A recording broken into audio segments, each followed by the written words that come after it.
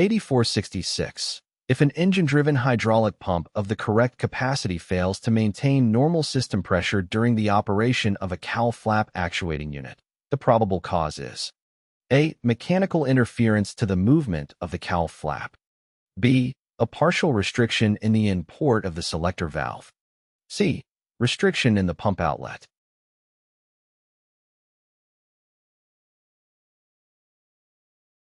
The correct answer is C. If an engine-driven hydraulic pump of the correct capacity fails to maintain normal system pressure during the operation of a cowl flap actuating unit, the probable cause is a restriction in the pump outlet. A restriction in the pump outlet will prevent hydraulic fluid from flowing freely out of the pump and into the system, which can cause a decrease in system pressure. Mechanical interference to the movement of the cowl flap or a partial restriction in the inlet of the selector valve may affect the operation of the cowl flap actuating unit, but they would not be the most likely cause of a decrease in system pressure if the hydraulic pump is of the correct capacity. 8467.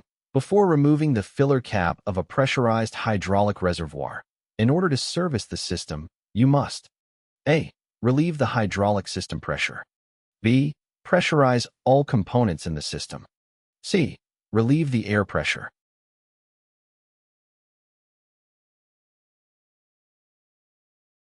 The correct answer is C. In certain hydraulic systems, the reservoirs are pressurized using bleed air sourced from the engine compressor or a venturi T. It is crucial to release all of the air pressure before opening a pressurized reservoir.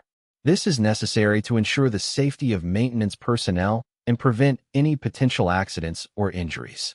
Proper procedures should be followed to depressurize the reservoir before performing any maintenance or inspection tasks to avoid any sudden release of pressurized air.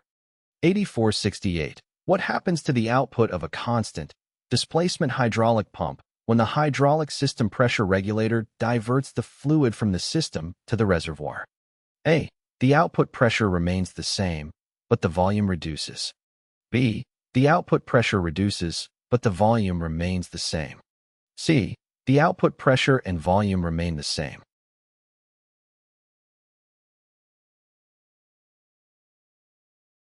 The correct answer is B. When the hydraulic system pressure regulator diverts fluid from the system to the reservoir, the output of a constant displacement hydraulic pump remains the same in terms of volume, but the output pressure reduces. The purpose of a pressure regulator in a hydraulic system is to maintain a constant pressure within the system, and when the pressure regulator diverts fluid from the system to the reservoir, it reduces the pressure within the system. A constant displacement hydraulic pump will continue to pump the same volume of fluid, regardless of the pressure, but the pressure will be reduced when the regulator diverts fluid to the reservoir. Therefore, the output pressure reduces, but the volume remains the same. 8469. Hydraulic system accumulators serve which of the following functions? A. Dampen pressure surges. B. Dampen pressure surges and ensure a continuous supply of fluid to the pump. C. Supplement the system pump when demand is beyond the pump's capacity and store power for limited operation of components if the pump is not operating.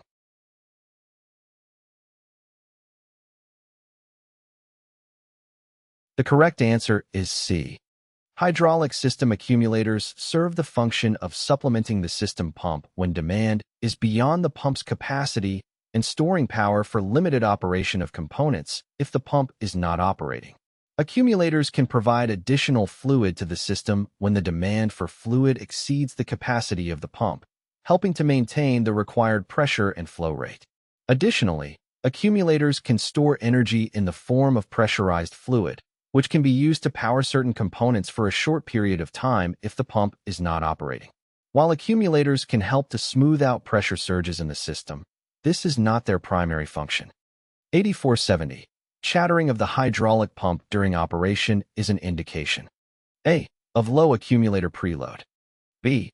That the main system relief valve is sticking open. C. That air is entering the pump.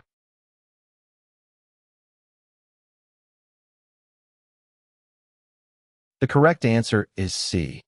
When there is an air leak at the inlet side of a hydraulic pump, it can result in a phenomenon known as chatter, Chattering occurs when the pump receives alternating supplies of air and hydraulic fluid. This inconsistent flow of media disrupts the smooth operation of the pump, leading to rapid fluctuations in pressure and flow rate. The air entering the pump causes compression and decompression, creating an irregular and noisy operation. To prevent chatter and ensure proper pump performance, it is essential to address and repair any air leaks in the pump's inlet system.